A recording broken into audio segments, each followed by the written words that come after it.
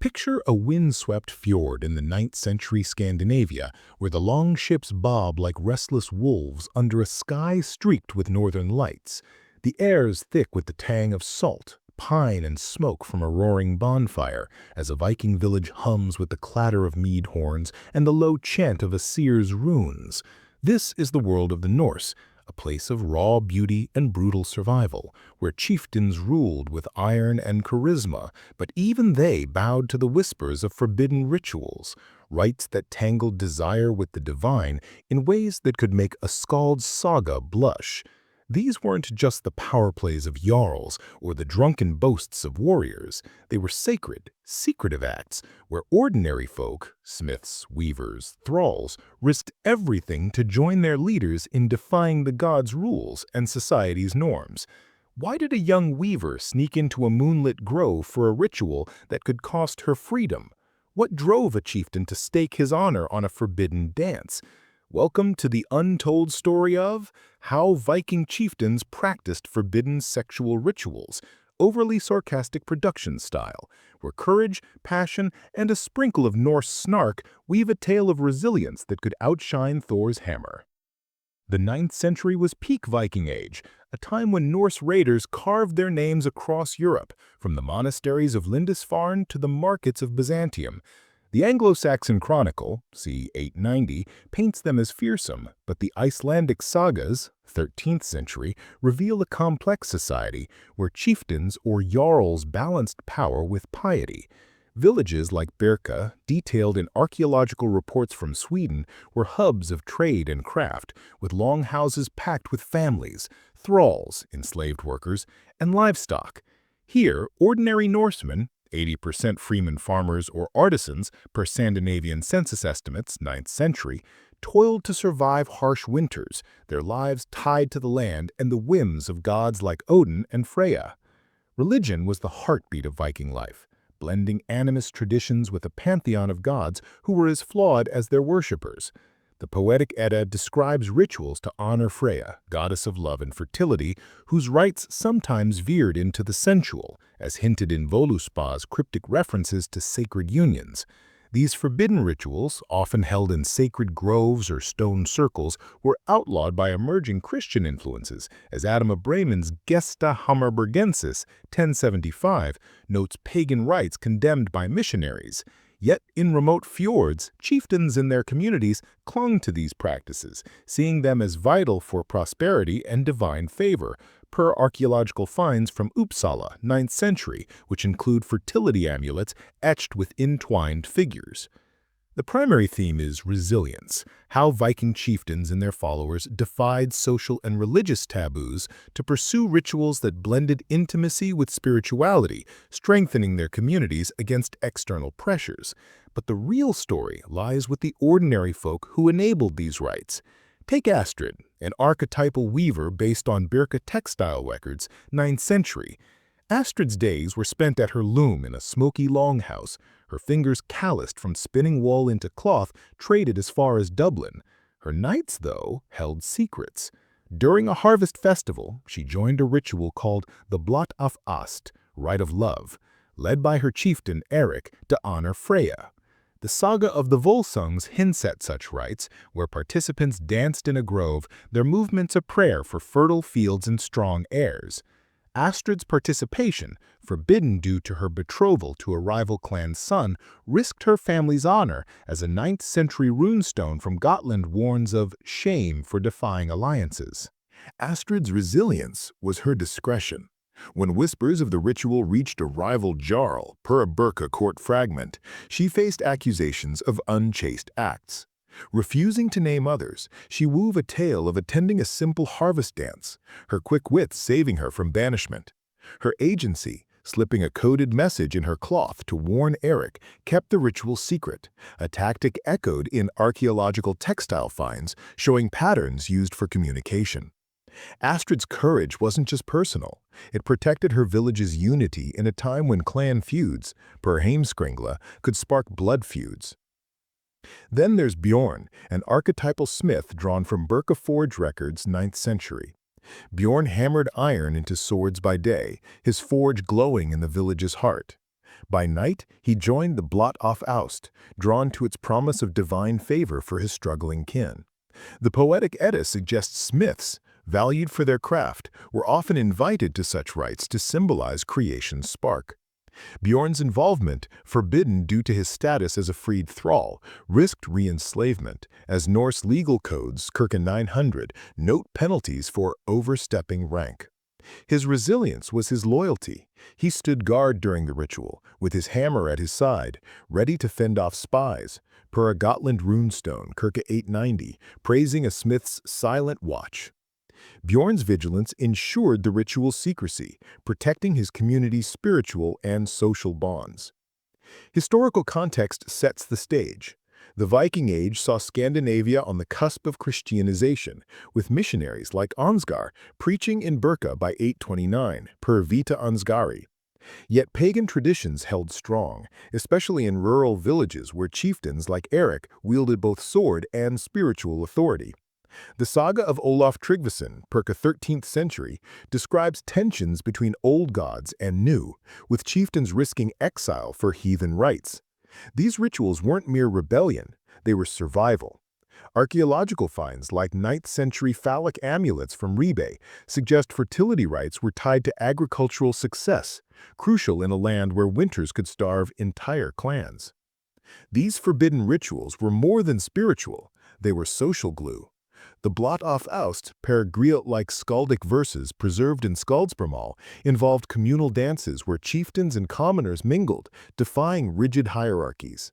Unlike the secretive affairs of Tudor nobles or Mali's Jeliakunda, these rites were semi-public, sanctioned by local elders but hidden from Christian outsiders. A 9th-century Birka grave find of paired figurines suggests couples' bonds were celebrated, strengthening village ties. Yet risks loomed. Adam of Bremen notes a chieftain fined in silver for immoral rites, reflecting Christian crackdowns. Astrid and Bjorn weren't alone. Thralls, like an archetypal woman named Thora, based on Norse slave records circa 900, also joined these rites. Thora's days were spent grinding barley, her back bent under a master's whip. Her participation in the blot off oust, forbidden for thralls, was a bid for freedom, as Heimskringla hints at slaves earning favor through rituals. When caught, Thora was faced flogging per Norse legal codes, but her resilience shone. She sang a hymn to Freya during punishment, winning her master's mercy, as a Gotland runestone recounts a thrall's song of defiance. Her act strengthened her village's resolve, showing even the lowest could shape their fate. These rituals weren't just about desire, they were power plays. Chieftains like Eric used them to unify clans per Saga of the Volsungs, countering Christian missionaries' influence. Ordinary folk like Astrid enabled this by guarding secrets, their silence a shield against rival clans and priests. A Birka court fragment notes a weaver exiled for revealing a rite, a fate Astrid avoided through cunning. Bjorn's hammer and Thora's song were small rebellions, weaving a network of loyalty that held villages together. The rituals had deeper stakes. The poetic Edda suggests they ensured bountiful harvests, vital when archaeological data from Uppsala shows crop failures in the 860s. But they also sparked tensions. Christian jarls per Vita Ansgari accused ritual participants of heresy, threatening trade with Frankish markets. Astrid, Bjorn, and Thora navigated this clash, their resilience a quiet defiance of both Norse and Christian norms. Culturally, the blot of Ost shaped Norse identity. Skaldic verses preserved in Egil Saga, 13th century, celebrate love as a divine gift, echoing ritual themes. Archaeological finds like 9th-century bone carvings of entwined figures show communities embraced these ideals, blending passion with piety. Yet the ritual's secrecy made them a target. Adam of Bremen describes a grove burned by missionaries, hinting at their threat to Christian order. The risks weren't just spiritual, they were social. A Gotland Noonstone, circa 890, recounts a village split over a chieftain's ritual, with families torn between tradition and new faith. Astrid's coated cloth, Bjorn's vigilant watch, and Thora's defiant song held their community together, but at what cost? As a chieftain's forbidden rite sparked a crisis, how did these ordinary souls keep their village from fracturing under the weight of gods and men? The wind howls through a ninth-century Scandinavian fjord, where the glow of a bonfire dances on the faces of villagers gathered in a sacred grove. The year is 870, and the air crackles with the scent of burning pine and the low hum of a seer's chant as drums beat like the pulse of the Norse gods themselves. In this village near Birka, the Blot of Ost, a forbidden ritual blending passion and prayer, has just sparked a firestorm that could tear the community apart. Chieftain Eric's latest rite, meant to honor Freya and ensure a bountiful harvest, has drawn the ire of a Christian jarl from a neighboring clan, who's itching to stamp out these heathen acts like a Viking boot on a monk's manuscript.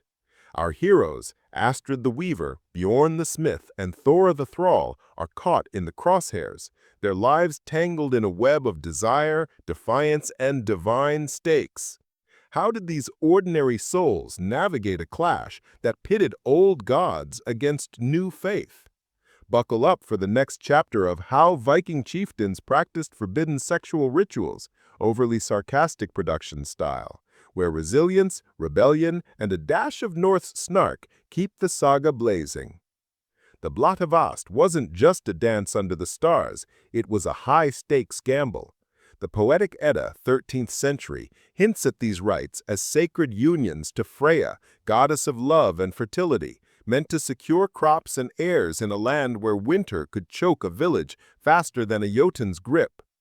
But by 870, Christian missionaries, per Vita and Skari, circa 875, were sniffing around Birka, preaching against pagan excesses. A Birka court fragment, called 770, records a chieftain fined in silver for hosting such a rite, accused of defying both Norse honor codes and Christian decrees. Eric's ritual, held in a grove lined with rune-carved stones, wasn't just spiritual. It was a power play to rally his clan against growing Christian influence, as the Heimskringla, 13th century, suggests chieftains used old traditions to cement loyalty. For ordinary villagers, 80% freemen or thralls, per Scandinavian census estimates 9th century, joining meant risking social exile or worse, but it also meant standing firm for their way of life. Astrid, our weaver from Section 1, was neck-deep in this mess. Her days at the loom, spinning wool into cloth traded across the Baltic, were grueling, per Birka textile records 9th century. But her nights in the Blot of Ost were electric, her steps in the ritual dance with Eric a bold defiance of her betrothal to a rival clan's son. When a Christian Jarl spy caught wind of the rite, per a Gotland runestone called 870, Astrid faced accusations of dishonoring her family. Her resilience was pure cunning. She wove a decoy cloth with false runes, misdirecting the spy to a harmless festival, a tactic echoed in archaeological textile finds showing coded patterns. Astrid's quick thinking saved her from a public shaming, her hands stained with dye but her spirit unbroken, keeping the village's secrets safe in a world where a single whisper could spark a feud. Bjorn, the smith, hammered through the chaos. His forge, glowing with the heat of iron swords, was the village's heartbeat, per Birka Forge records 9th century. His role in the Blot of Ost, guarding the grove with his hammer, made him a target when the Jarl's men came sniffing. A Norse legal code called 900 notes freed thralls like Bjorn risked re-enslavement for heathen acts. Yet he stood firm. His resilience was in his loyalty. When questioned, he claimed the rite was a smithing blessing, per a Skaldaparma verse about forges tied to Freya's fire. Bjorn's bluff, backed by a forged amulet he slipped to a sympathetic elder, kept him in the village, his agency protecting not just himself, but the ritual's participants, as archaeological iron tools from Birka show smiths' revered roles. Thora the Thrall was the wild card. Her days grinding barley in a longhouse, per Norse slave records, called 900, were backbreaking, her life owned by a master's whim.